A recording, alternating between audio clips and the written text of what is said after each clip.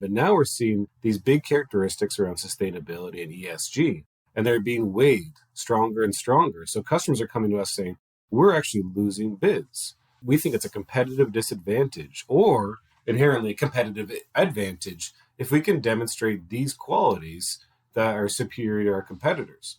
And they're winning more bids, being able to demonstrate that buying their products is not going to contribute to human rights in the supply chain.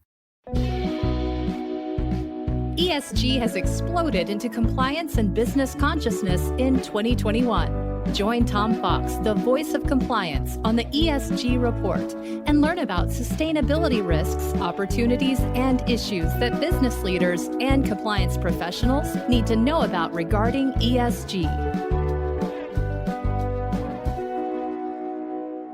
Hello, everyone. This is Tom Fox, and welcome to this episode. Today, I'm thrilled to be joined by James Calder and Jared Connors, both from Assent. Gentlemen, before we get started, could I ask you to tell the audience your current roles with Assent? And James, if I could start with you. Yeah, thank you, Tom. I'm very happy to join. A little background on myself is I'm responsible here at Assent for what we call our subject matter expertise in the organization. And that's making sure our own solutions that are services, but backed by the leading edge sustainability supply chain software, have the best expectations when it comes to regulatory requirements and market practices. So we only can do that if we have really strong colleagues beside us. And an example right here is beside me, Jared Connor. Yeah. And I'm on James's team looking at responsible sourcing and ESG and helping our wonderful product team help make sense of the market and how we need to develop those solutions to meet the needs of companies' reporting obligations.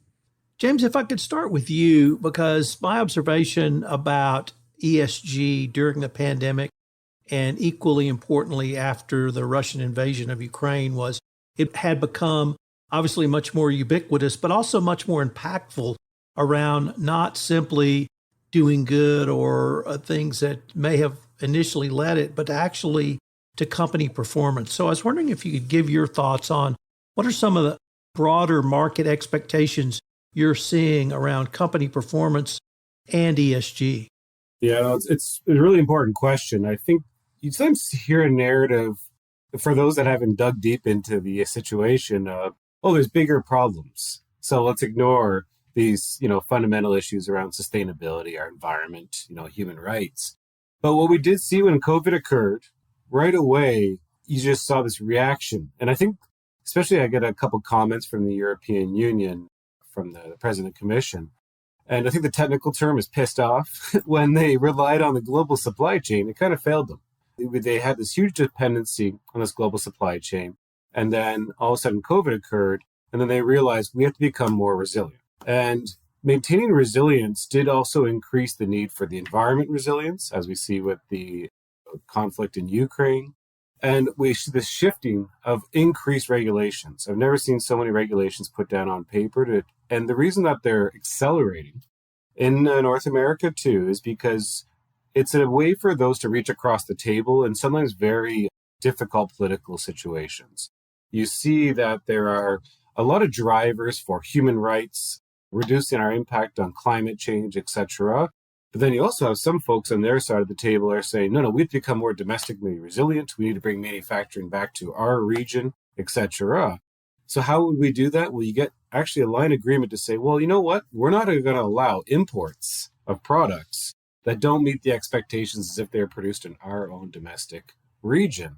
So you see laws being created that focus on the environment, that focus on human rights, and especially supply chain due diligence in the supply chain. So that companies can kind of go, you know what? It's a risk now to source from regions that don't abide by the appropriate environmental controls or don't abide by our expectations on human rights because it's a supply chain disruption. You see a lot of actors that used to be independent get together and start getting an agreement of, you know what, this is a trade compliance issue. No, this is an ESG issue. No, this is a production issue.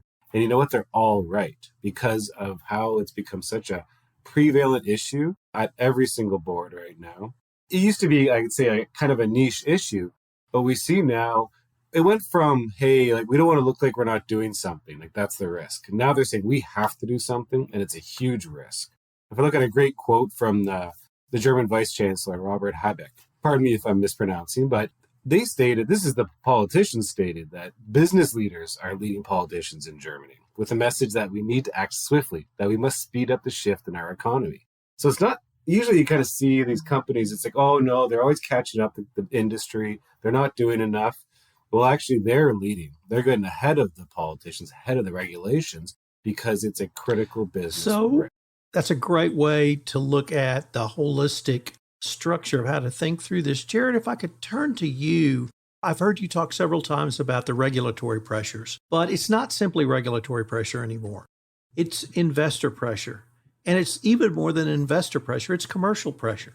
I love to give the example, and I think you've seen similar, where a company in simply a response to a request for quote will now have to detail their ESG program. So I was wondering if maybe you could give some of the thoughts, or if you're actually having conversations with clients and customers of Assent of these other pressures, not simply regulatory, but what I'm going to call the business pressures. It's a really big bucket for companies to fill. And today alone, I've had calls with 3 companies about this. And the first call I had this morning was a company who said, I have to meet a contractual obligation with my customer, so I need to add this program. Okay. And they were talking about social accountability. And they needed to be able to do that in their supply chain because they were a contract manufacturer and they needed to look upstream at all of those suppliers of the piece parts and subassemblies.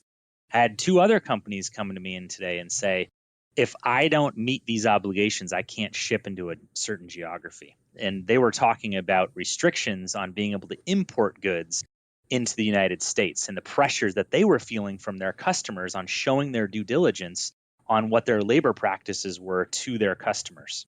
So there's these companies that are coming out and they're trying to put their best foot forward. But really what's driving it is the broader market expectation. Now companies are looking at competing for new employees, new talent in their organizations, and they want to show that they're a sustainable leader to attract new talent. We see investor relations when we're talking about the expectations of what they call the fundamental and the subjective analysis of the financials of a company, and how investors are looking at that from a non-financial reporting as much as they're looking at it from a financial performance aspect. In fact, the more C-suite level individuals I talk to, they say that ESG, sustainability, is more of what their shareholder meetings are than what their financials are anymore. And so they have a very close relationship with their broader sustainability teams. And you've never really seen this like you've seen it lately, where you have executive sponsors on calls with sustainability teams going through summaries, because ultimately they're the ones held accountable in these shareholder meetings or investor relation conversations to be able to speak adequately to what their performance and outcome of their broader internal and supply chain engagement has been. So James, could I ask you to maybe expand on or put on your prognostication hat and ask where you see this going down the road? I have to assume in the U.S. we're going to have some regulation at some point. But beyond that, what additional pressures and or opportunities do you see companies have? Yeah, it's a really good question, because if we just look at legal pressure, we sometimes miss the market pressure so often. And when I look at legal requirements, typically it's going after companies that have the disproportionate impact on their supply chains or their peers and so on. So it's fantastic to see that, to Jared's point, many companies that we work with, which are typically complex manufacturers, because they, but maybe 90% of their influence on ESG or sustainability is actually from their supply chain. And trying to take that story and communicate that story to their stakeholders, which is a lot of times the customers. So maybe it's a new RFP that our customers are trying to win, and they historically are measured on quality of their products, the cost, delivery, inventory, how much can they build within a certain period of time. But now we're seeing these big characteristics around sustainability and ESG, and they're being weighed stronger and stronger. So customers are coming to us saying, we're actually losing bids. We think it's a competitive disadvantage or inherently a competitive advantage if we can demonstrate these qualities that are superior to our competitors. And they're winning more bids, being able to demonstrate that buying their products is not going to contribute to human rights in the supply chain. We see through a lot of our monitoring of the supply chain that if there's an issue at a factory in some very remote area, it's not going to come down hard on them typically because there's lots of lackadaisical laws potentially. But what they do is they find out who they sell to. And they sell to sometimes directly or even indirectly larger brands. And those larger brands have, power in the media when somebody wants clickbait or whatever it is. If you want to drive behavior or attention, it's not going to be about some issue in some difficult to reach or remote or unheard of area of production. It's going to be who they're selling to, because who they're selling to is the one giving them money. And money speaks for a lot when it comes to ESG. As we're talking about the future, when we look at US, as you mentioned, there are a lot of laws being driven, especially when it comes to carbon and reporting. And we do see that they've created their own enforcement task force for ESG. And the statements coming from there is, this is just as important as your financial performance. So they expect standards, they expect auditing, they expect you to be able to back up what you say. And that backing up what you say does come from a reporting requirement, an SEC requirement, but it also comes from a competitive standpoint. Are you greenwashing? Are you making statements that are now going to get scrutinized officially?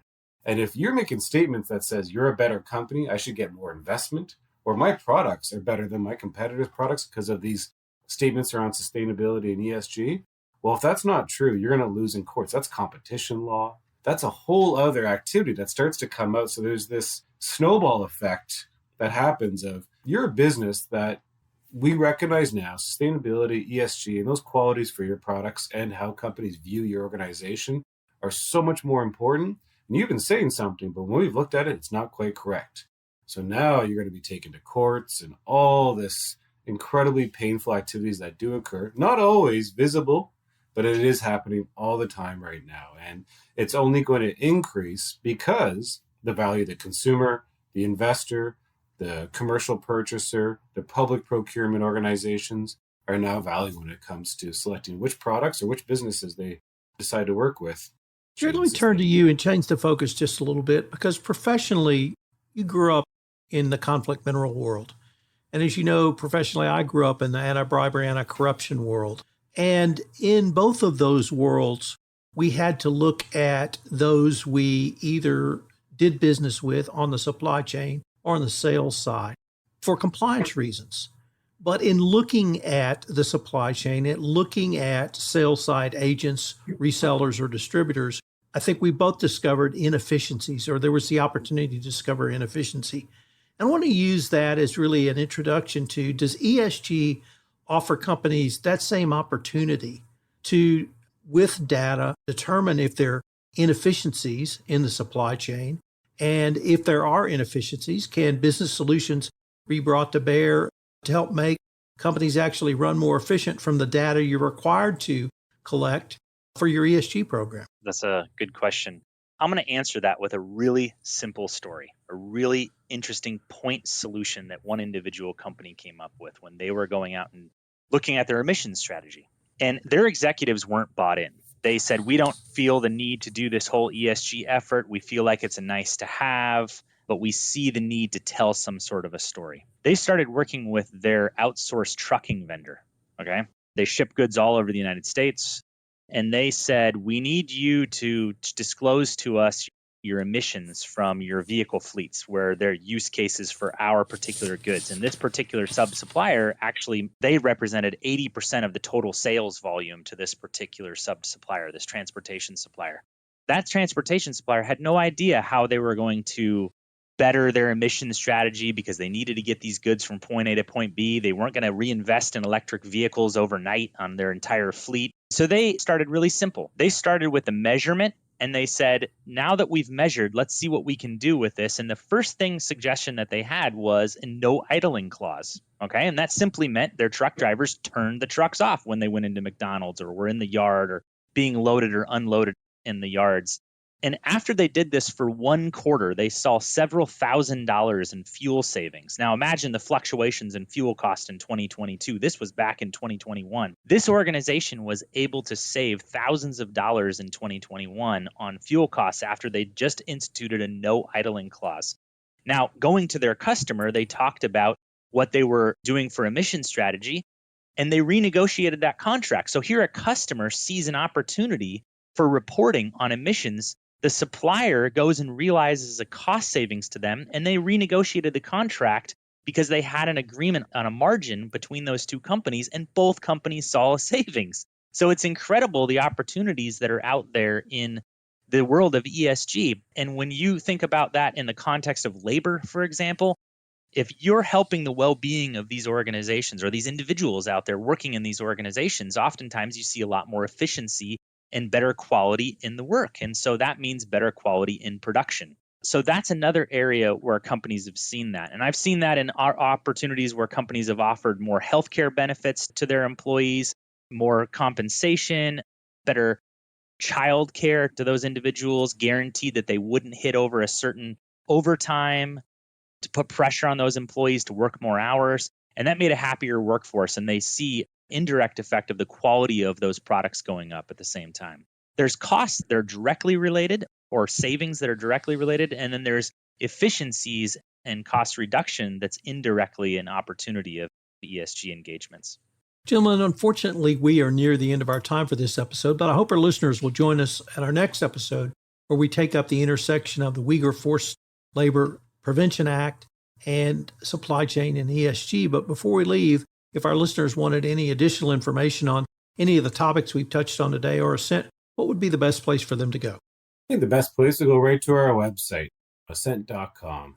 There's always a lot of information. Our organization is built on ensuring we have a technology solution with services, but also expertise. So we won't provide you just a website to click contact us. You'll continue to learn. Just as we're learning right here on this podcast, Tom, it's fantastic to have us here. There's always more opportunity to learn. And I find those that get deep into these subjects, to Jared's point, help save a lot of money at their organizations and help prevent a lot of adverse impacts to their business. Gentlemen, I thank you for your time, and I look forward to continuing this conversation. Always a pleasure, Tom. Thank you, Tom.